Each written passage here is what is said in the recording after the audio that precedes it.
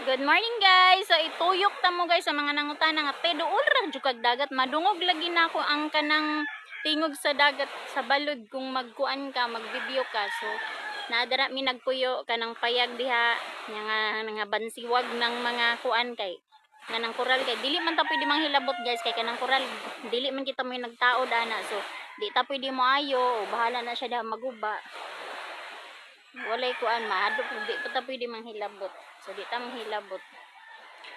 Nya ituyok ta mo dira. Kana diha lahi na siya ang tag-iya. Lahi na siya dara. Pero ginalimpyo-limpyuhan gihapon namo na siya. Panagsa. Kana guys diha kana nga beach diha mi nagbantay kanang nailamisa nga dako nay cottage kutob didto sa naay bangka nga puti diha mao na ang gibantayan hantod na dito sa tabok karsada di na makita diri kina ako sa baybay nya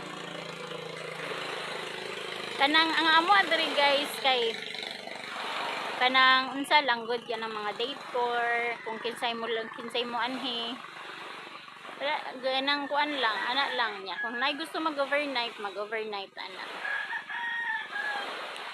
So mao na ang dagat mao na ilang gibalik-balikan kay ang dagat dili siya oily kay kung dito dapit sa mga sa baba syempre oily kay naay mga barko naay mga unsa padara lang mga sakayan.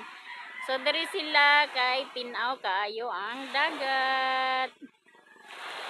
Yan. Ilibot ta mo.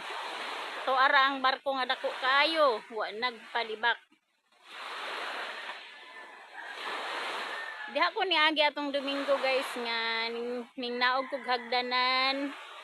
Didto naay hagdanan dara pababa. Unya subay po diri sa baybay, diri pug ko na sangko nya pagkahuman dara uli tura si badi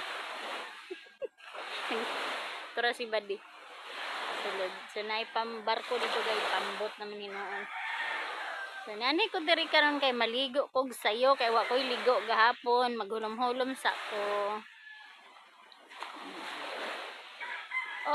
kana lang thank you for watching.